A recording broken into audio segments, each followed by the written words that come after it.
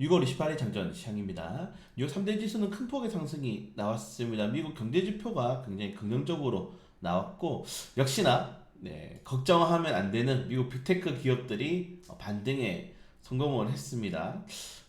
뉴욕 증시와 미국 빅테크 기업은 정말 걱정하면 안 되는 것 같습니다. 알아서 잘 가고 있는 상황이고 저는 이러한 상황이 결국 시장에서는 올해 기준금리 인하 없어? 오케이. 근데 너희들 어차피 최고점 5.5%잖아.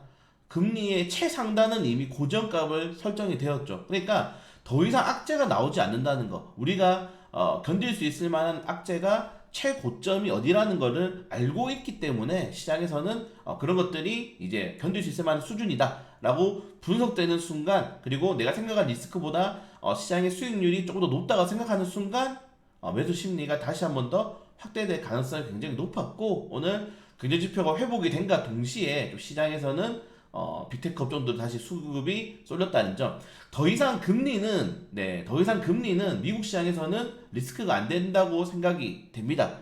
불안한 건 좀 우리나라죠. 우리나라 같은 경우에는 만약에 미국이 5.5%까지 연내 금리를 두 번 이상 올리게 돼버리면은 추가 인상을 해야 되거든요.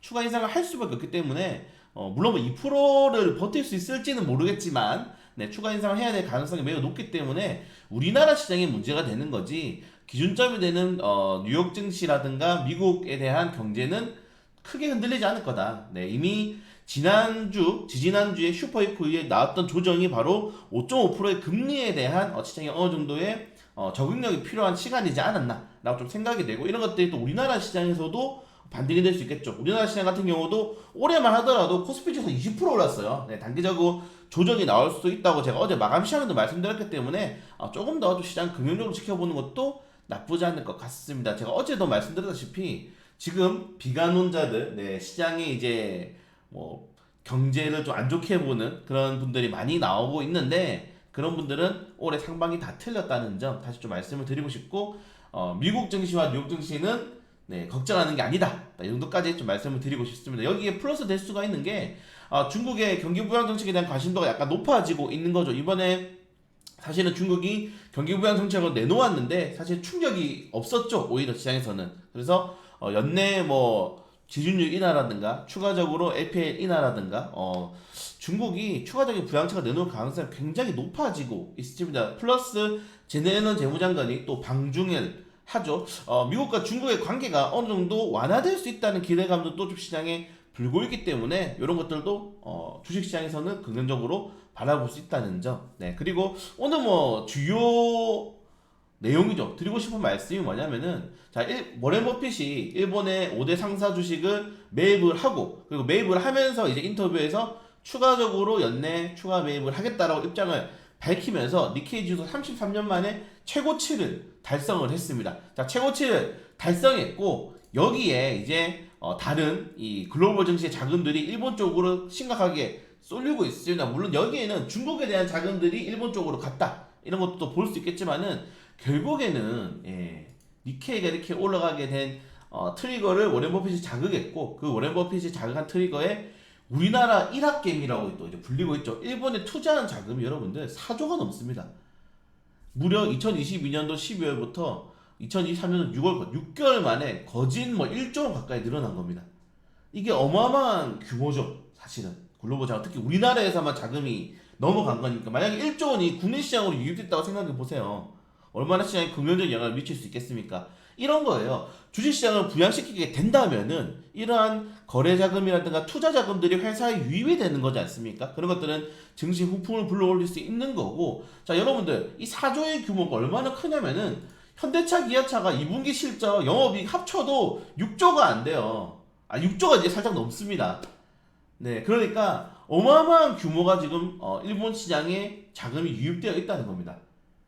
그러니까 이게 제가 말씀드리잖아요. 약간 애국주의자로서 뭐 유튜브 많이 보지 말고 넷플릭스 많이 보지 말고, 우리나라가 제조업 국가로서 아무리 자동차 많이 팔고 해도 정말 이런 서비스업, 광고로 들어가는 지출들, 이런 것들이 어마어마하게 많이, 일본 같은 경우 이거 수수료 떼기 또 이제 할 수 있다는 거죠. 물론 국내 증권사도 돈을 벌겠지만은 그런 것들 때문에 주가를 부양시키게 되면은 거기에 대해서 미치는 파급 효과들이 굉장히 크다는 점들.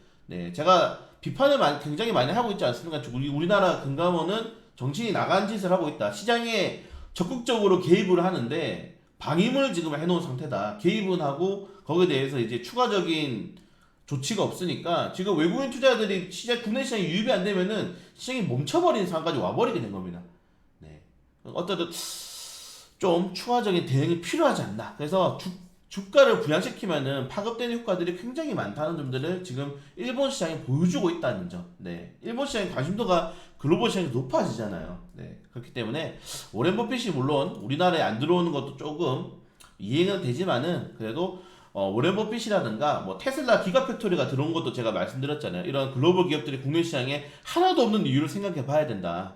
이런 것들을 본다면은 우리나라도 좀 홍콩이라든가 뭐 싱가포르 이런 나라처럼 이제 금융 선진국으로 가기 위해서 아시아의 금융 허브가 되기 위해서는 적극적인 제도 개선이 필요하지 않나. 또 이 정도까지 좀 말씀을 드리고 싶고 지금 금감원들은 굉장히 일을 못하고 있다. 이 정도까지 말씀을 드리고 싶습니다. 그리고 모건스탠리가 연준이 7월달에 추가적인 금리 인상이 전망된다. 이건 뭐 누구나 할 수 있는 이야기고요. 그리고 IMF가 어제도 뉴스가 나왔지만은 인플레이션이 장기화될 것이고 단기화가 되기 때문에 추가적으로 인플레이션을 잡기 위한 강력한 통화 정책이 나와야 된다.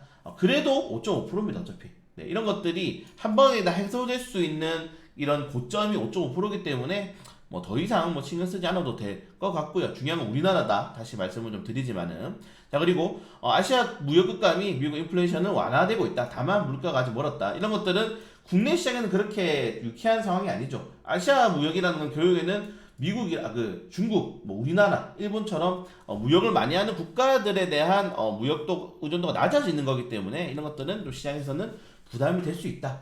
결국에는 하반기에 중국이 과연 경제성 경기를 어느 정도까지 끌어올릴 수 있을 것인지 그리고 미국과 중국과의 관계가 어떻게 될 것인지가 제 생각에는 가장 중요한 포인트다. 우리나라가 내부적으로 아무리 어떻게 발버둥 쳐도 국제 정서를 뒤집을 수 있을 만한 힘은 없잖아요. 물론 우리나라가 거의 뭐 세계 상위 10위권 국가의 정말 강대국이긴 하지만은 그렇기 때문에 이러한 이슈들을 조금 더 바라볼 수밖에 없는 입장이라는 점 이런 것들은 좀 아쉽다. 네, 이 정도까지 좀 보시면 될 것 같고 자 그리고 이제 러시아에 관련해서 제가 어제도 마감 시황에 곡물 관련 테마주도 오르고 재원 관련 테마주도 오르는 게 정말 이 전쟁이라는 건 한 치 앞도 예상할 수 없는 거고 이게 만약에 이 사태가 만약에 장기화가 된다거나 아니면 이걸로 인해서 푸틴이 오히려 더욱더 강하게 독재 정치를 할 수 있다고 또 전망도 나오고 있어요. 그래서 러시아 관련된 리스크들은 정말 한 치 앞도 알 수 없기 때문에 이런 것들은 조금 더 지켜봐야 될 필요가 있다. 테마주의 변동성이 굉장히 크게 변동될 가능성이 있겠죠. 이런 것도 보시면 될 것 같고 그걸 제외하고는 뭐 큰 또 이슈는 없다. 한국 하이드리스트를 4년 만에 복원했다. 뭐이 정도까지 좀 긍정적으로 보시면 될 것 같고 한국과 중국이 유럽 배터리 전선에서 전선이 뭐 태양광 그리고 뭐 에너지 저장 장치 그냥 다 확대되고 있다. 그래서 결국에는 한국 vs 중국이다. 네, 이제 한국과 중국은 협력자이면서도 동시에 엄청난 경쟁자가 될 겁니다. 네, 그렇기 때문에 한국과 중국의 이런 관계도 좀 잘 지켜봐야 되지 않나. 제가 어제 우리나라가 가장 싫어하는 국가가 1위가 중국도 우리나라를 엄청 싫어한다고 했죠. 말씀드렸죠. 이 젊은이들이 이런 것들이 또 연장될 수 있는 거다. 그래서 잘 대비를 좀 해야 되지 않나 라고 좀 생각이 됩니다. 네, 그걸 제외하고는 뉴욕 증시가 어제 큰 폭의 상승이 나왔던 건 빅테크 업종들의 탄력 랠리가 있었고요. 그리고 테슬라가 또 많이 올랐는데 볼보가 이제 또 테슬라 이 충전 규격을 사용한다고 했죠. 현대차가 과연 어떤 식으로 나올 것인가 좀 가장 중요하지 않나 정말 생각이 됩니다. 제가 어제 오는 따로 브리핑 많이 올려드렸기 때문에 좀 참고하시면 될 것 같고요.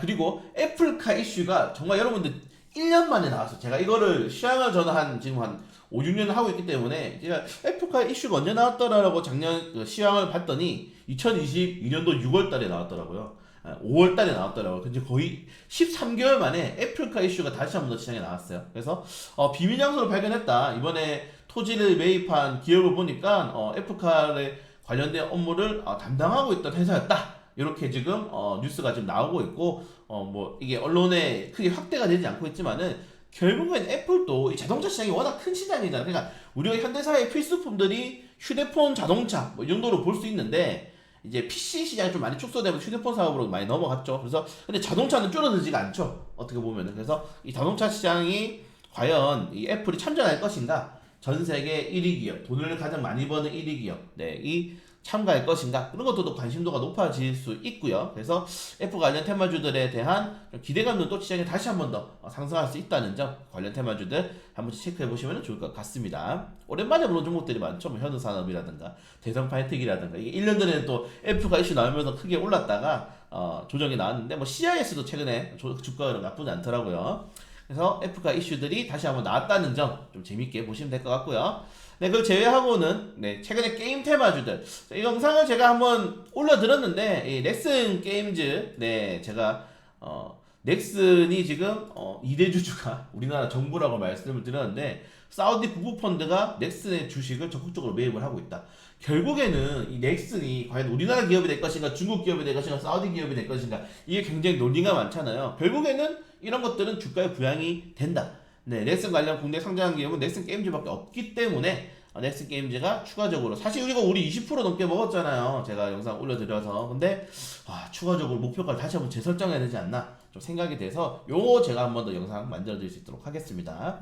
네, 그걸 제외하고는 오늘 뭐 큰 이슈는 많이 없다는 점, 네, 정도까지 좀 말씀을 드리고 싶고, 자, 오늘 마이크론 테크놀로지 실적 발표가 있습니다. 삼성전자가 굉장히 영향을 크게 받을 수가 있겠죠. 마이크론 테크놀로지 실적에 따라서 예, 삼성전자라 포함한 SK 하이닉스 그리고 반도체 기업들의 하반기에 2분기까지는 적자 확정. 근데 3분기에는 좀 이제 반반이에요. 회복할 것이다. 어느 정도 영업이익률 뭐 정말 작게는 몇 천억이라도 영업이익률을 보여줄 것이다 라고 하는 것도 있고 아니면 올해 통으로 반도체는 아직 힘들다라고 하기 때문에 과연 어떤 게 맞는지 이 마이크론 테크놀로지 실적으로 인해서 우리가 조금 더 관심 있게 들여다볼 수 있다는 점들 이 정도까지 보면서 최근에 증시가 많이 혼란스럽고 어지럽습니다. 다만 저는 그래도 증시는 계속 오를 가능성이 크다는 점 이 정도까지 말씀을 드리면서 여러분들 네, 좀 장마 오잖아요. 버티셔야 됩니다.